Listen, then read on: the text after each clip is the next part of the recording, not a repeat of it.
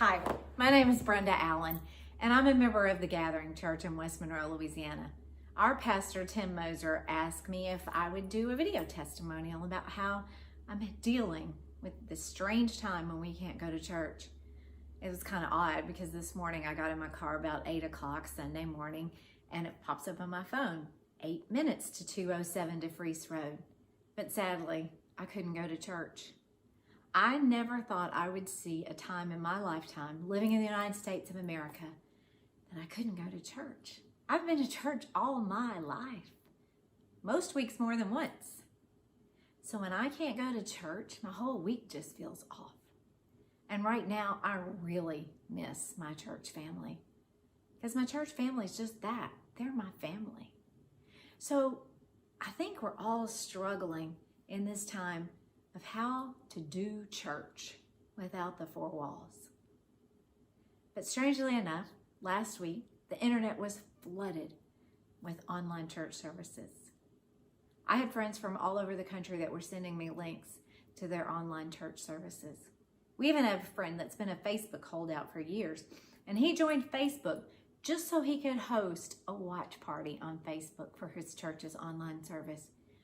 We didn't do that before. And I think we're struggling with how to be the church outside those four walls. You know, I know some of us are calling at-risk individuals to see if they need help with their groceries, they need a prescription picked up. I know when I'm out now and I see someone wearing a mask, much more sympathetic, much more compassionate, because I know they must be dealing with some underlying health condition. I probably wasn't being the church as much before. Another thing about this time is we have a lot more time to spend with our families. A lot more time to spend with our families. But that's good. More time to read our Bible. More time to pray for the people on our prayer list. We're praying for our healthcare workers, and my gosh, how they need it. Our first responders. We're praying for our grocery store clerks. When was the last time you prayed for your grocery store clerk? We're praying for our president, the Congress, our governor. And I think we probably all witnessed a minor miracle last week in that our politicians seem to be working more closely together. And that certainly didn't happen before all of this. I've never thought that God makes bad things happen. But I know that God can use any circumstance for his purpose, and you don't have to look very far to see God at work in all of this. This is a strange time, a virus, a pandemic. I'm working from home. We are social distancing, a word that didn't even exist a month ago. I'm washing my hands for 20 seconds. I've never sang happy birthday more in my life. We're sanitizing everything. And to some degree, we're living in fear.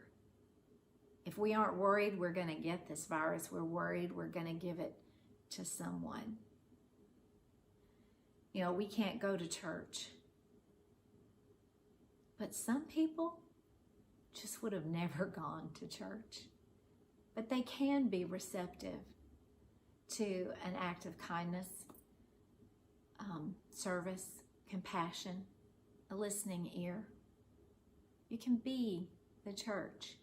Isaiah 52:7 says, "How beautiful upon the mountain are the feet of those who bring good news, who proclaim peace, who bring news of happiness, who proclaim salvation, who say to Zion, your God reigns."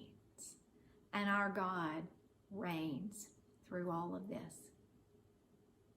You know, the church has left the building. Thank you, Robin Moore, for posting this on Facebook last week. I saw this t-shirt and it was such a powerful message. The church has left the building. Thank God, because that's what he's been wanting us to do for a long time. And thank you, Erica Wheelis, another good friend from church, for making this shirt for me.